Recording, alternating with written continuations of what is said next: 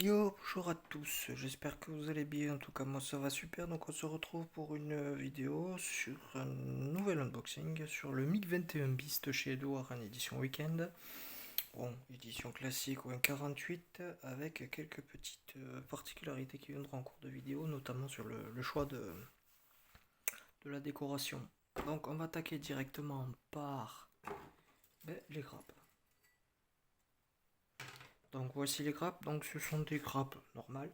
La maquette, déjà, c'est la meilleure réalisation que l'on peut faire à cette échelle au 1,48. Je tiens quand même à préciser ça. Donc on peut pas, pour l'instant, il y a pas mieux. Donc gravure, bien sûr, en relief comme il faut, on voit quand même assez bien. Donc là, c'est les ailes, volets et autres parties mobiles et dessous du fuselage, voilà.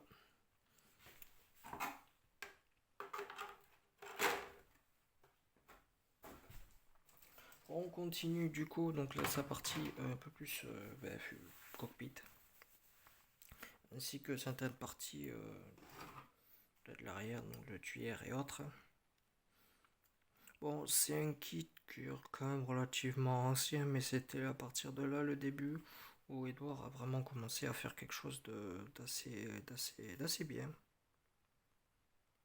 la macro qui se met bien. Donc ça c'est plutôt cool. Ces différentes parties.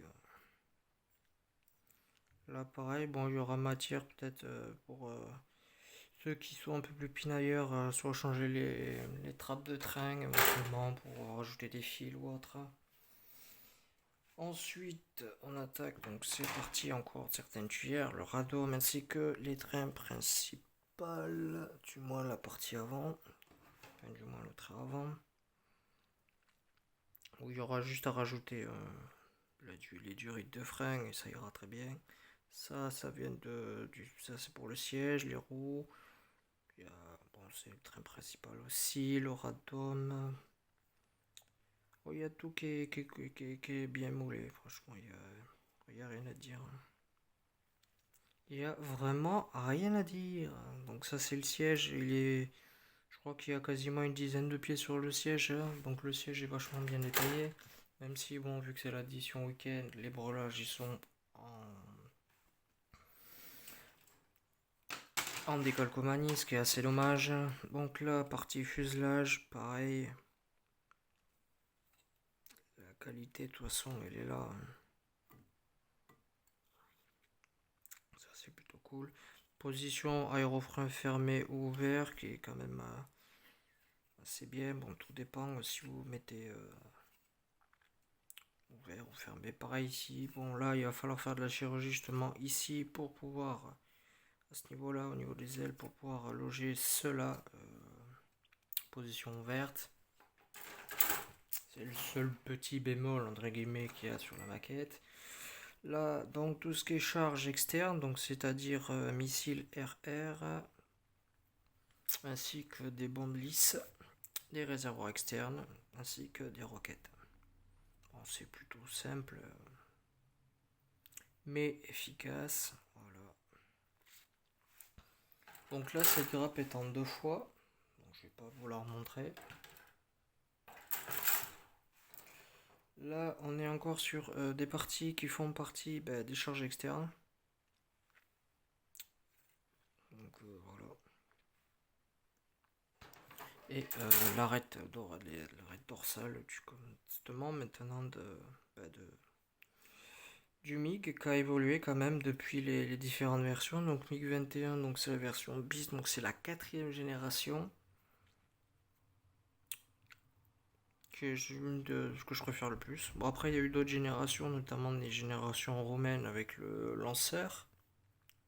Et une autre génération indienne avec les versions UPG.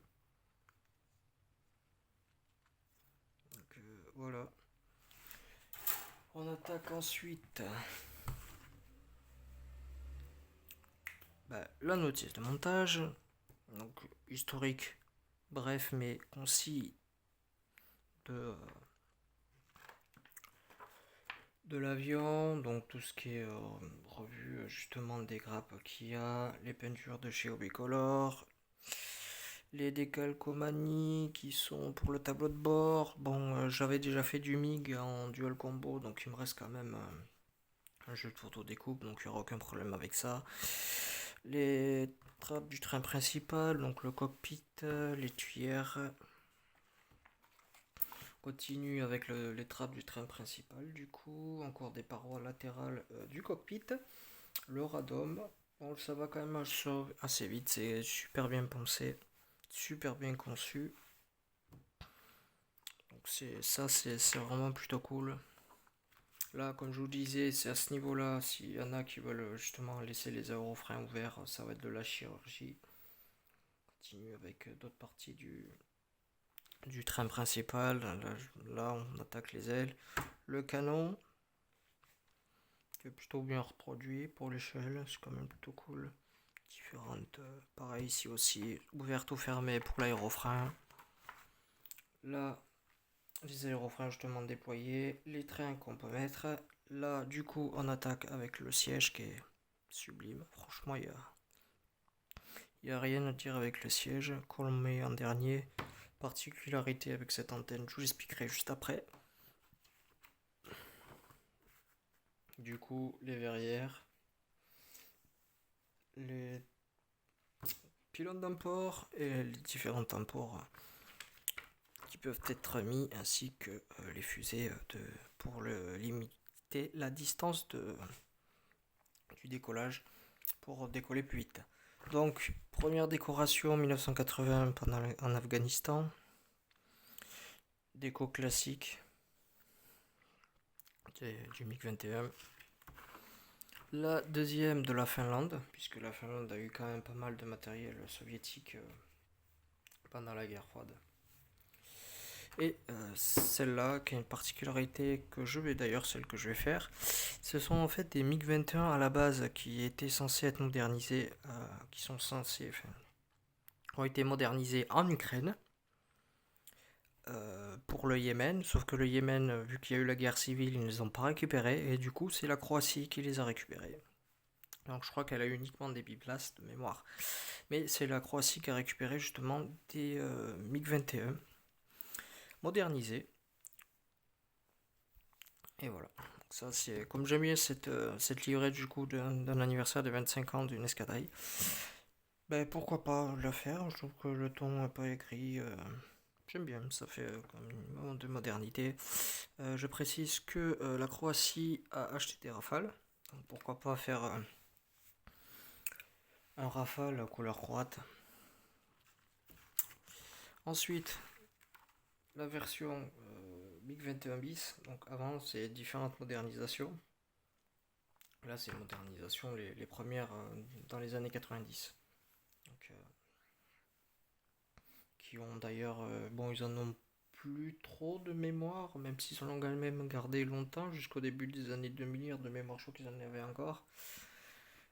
Ils s'en sont servis quand même longtemps, ils ont une grosse modernisation qui a mis un bon standard. Donc là, les différentes stencils ensuite pour les différentes charges, pylônes et pour l'avion lui-même, les stencils, il y en a beaucoup, beaucoup, beaucoup. Même si c'est pas beaucoup en fait par rapport aux avions américains, parce que sur le F-15, je crois de mémoire qu'il y en a plus de 200 des stencils.